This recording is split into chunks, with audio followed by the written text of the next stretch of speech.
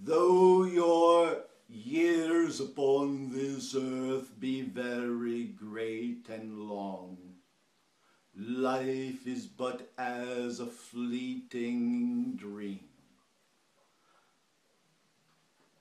almost non-existent in the essence of all eternal time. What little mark you can make here, even if you are the greatest man or woman alive, is a temporary thing that will be forgotten in years to come.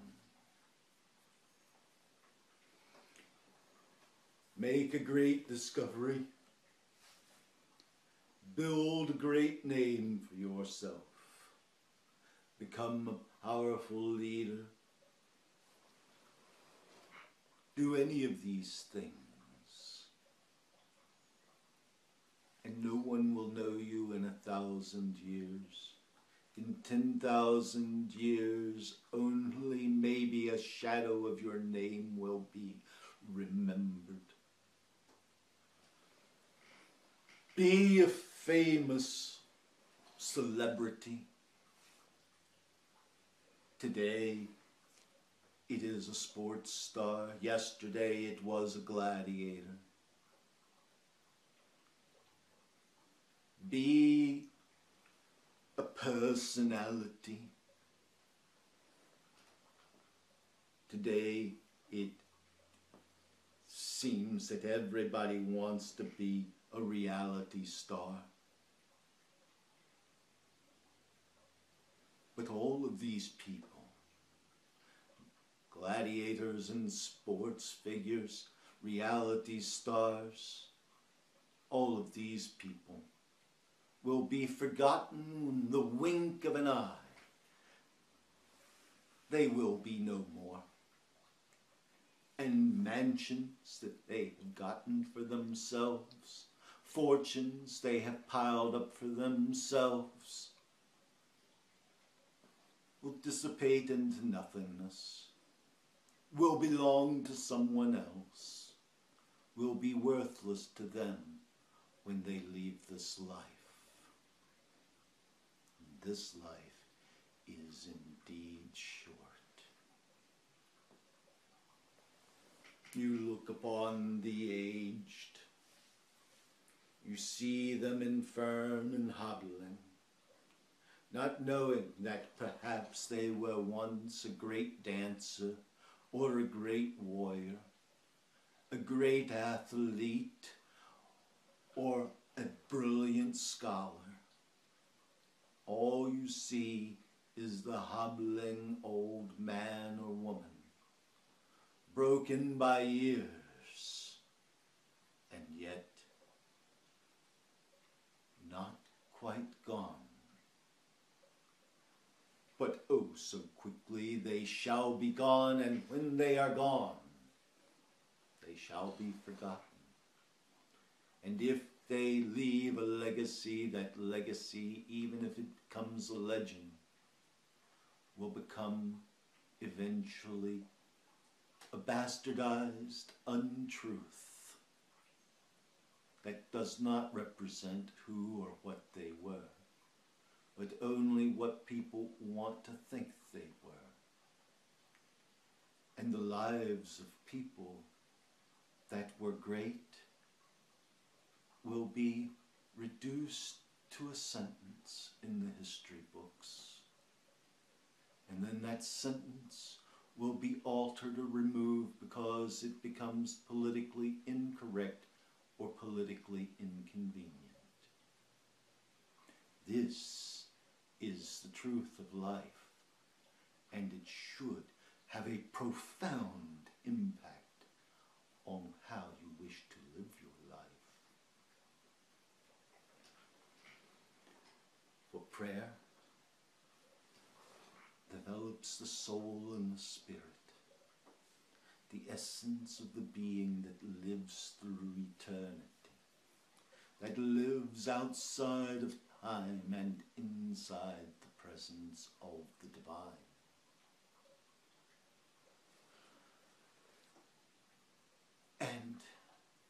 greatest works that are possible come not from those who make great discoveries or rule nations or have huge amounts of money. The most important contributions come from those who raise families, who contribute to the spiritual development of their children, and raise families that in turn will raise more good families. And if you are a good parent, your good will be magnified in your children, and their good will be magnified in their children. Thus it is written, that good shall be rewarded to the third generation.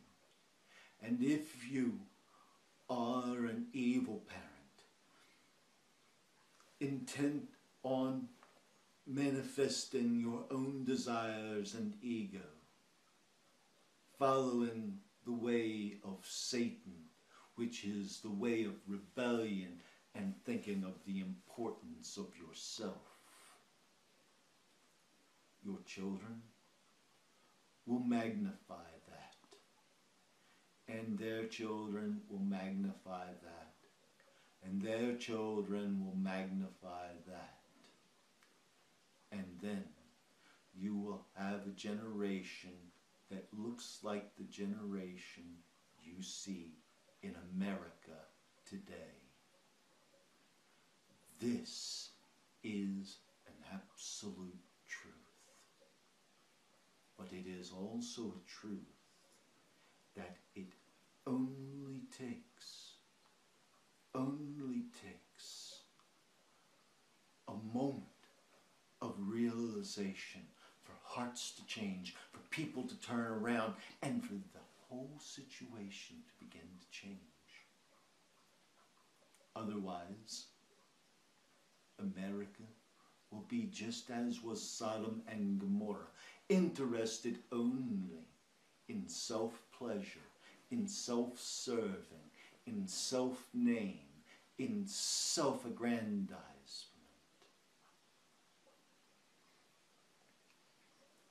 Sodom and Gomorrah did many evil things. Many people think that sexuality was their flaw and fault. But their sexuality was only one issue, for it was an outward sign of a full way of life that hinged around caring only for the self, and which was magnified in each generation until a completely perverse generation was manifest. A generation carrying forth commerce and war, a generation giving and taking and marriage, a generation just like that one described by the Lord Jesus Christ that would be existent in the end times.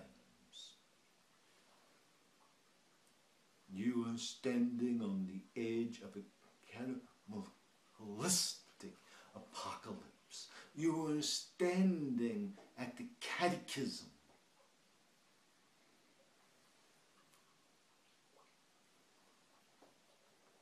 of truth and at the brink of despair. For there is a way of learning a catechism of Christianity and of other faiths that can bring you back from that brink. But everyone is so interested in doing their own thing, finding their own self, expressing themselves, that